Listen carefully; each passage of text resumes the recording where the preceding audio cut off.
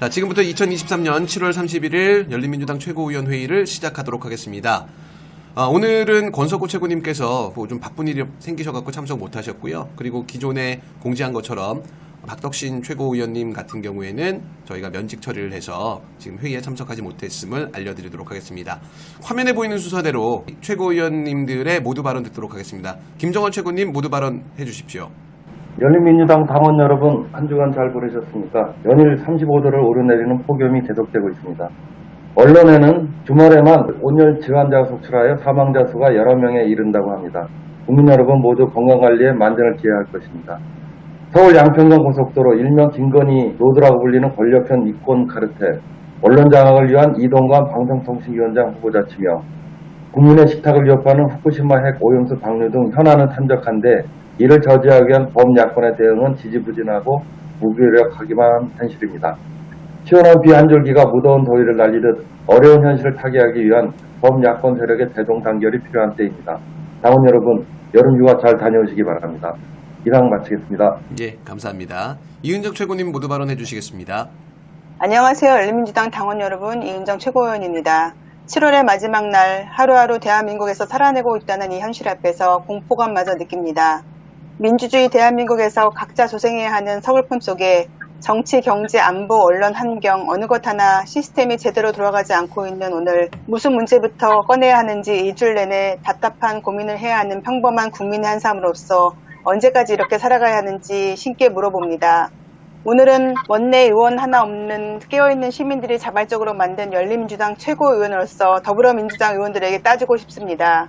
국민들은 죽을 것 같은데 공천받아 자리만을 유지하고 국민을 위해서는 아무것도 하지 않고 국민을 사지로 몰고 있는 더불어민주당 대부분의 의원들은 제발 정신 차리고 국민이 부여한 그 자리에서 국민을 위해서 무엇을 해야 하는지를 고민하고 생즉사 사즉생의 각오로 행동하시기를 부탁드리며 더불어민주당에게 감언이설이 아닌 쓴소리하는 목소리에 더 귀 기울여 연대하시기를 또한 강력하게 요구합니다. 더불어민주당만이 지금 이 지옥에서 국민들을 구할 수 있음을 명심하십시오. 이상입니다. 예, 감사합니다. 자, 모두 발언하도록 하겠습니다. 결국 윤석열 정부는 모든 국민이 우려한 대로 이동관 씨를 방통위원장으로 지명했습니다. 그 대통령의 그 장관들 그리고 그 방통위원장이라는 말이 딱 들어맞는 것 같습니다. 그런데 국민은 이동관의 방송장악, 학폭 무마와 같은 과거의 의혹들이 다 해명되었다고 생각하지 않습니다. 그리고 지난 30일 배우자와 관련된 또 다른 의혹이 YTN을 통해서 보도되었습니다. YTN은 지난 2010년 이 후보자 부인을 상대로 인사청탁을 시도한 혐의로 기소된 A씨 판결문을 분석해 보도했습니다. 판결문에 따르면 이 후보자 부인은 경찰 조사에서 2009년 11월 A씨로부터 C씨의 이력서를 받았고 두 달 뒤 2010년 1월 중순에는 수건이 든 쇼핑백을 받았는데 다음날 2천만 원이 들어있는 것을 발견하고 바로 가져가라고 연락해 그날 밤 돌려줬다라고 진술했습니다.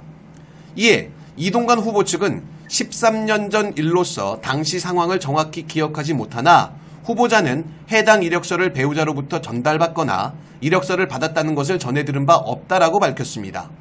이 후보는 단 한 번도 인사청탁 차원의 금품 수수나 편의 제공을 받은 사실이 없으며 이번 건 역시 현금을 기념품으로 위장해 담아온 것을 확인한 즉시 돌려주고 민정수석을 통해 이 사실을 신고한 것이라고 했습니다. 이 후보는 인사청탁을 했다는 인물이 나를 직접 만났다는 주장은 일방적인 것으로 해당 인물을 만나 이야기를 나눈 기억이 없다며 인사청탁 시도를 거부하고 심지어 이를 사정기관에 신고해 적법 조치되도록 한 사실을 외면한 채 근거 없는 의혹을 지속 제기하는 데 대한 강한 유감을 표한다라고 밝혔습니다.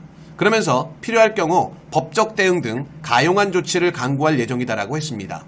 그런데 한 가지 의문이 드는 것은 왜 법적 기술이 들어간 것 같은 기억이 없다, 정확히 기억하지 못한다라는 표현을 사용하고 있습니까? 또한 판결문을 인용해 과거의 행실을 보도하는 것은 언론의 의무가 아닙니까? 앞으로도 이동관 씨는 언론의 문제 제기에 대해서 법적 대응으로 일관하실 예정이십니까? 모든 권력을 소유하고 권력에 도취된 정권의 말로는 그동안의 역사가 잘 보여주고 있습니다. 국민의 뜻을 무시한 인사참사, 일방적 정책 추진에 대한 국민의 준엄한 심판이 하루빨리 이루어지기를 기대합니다. 이상입니다.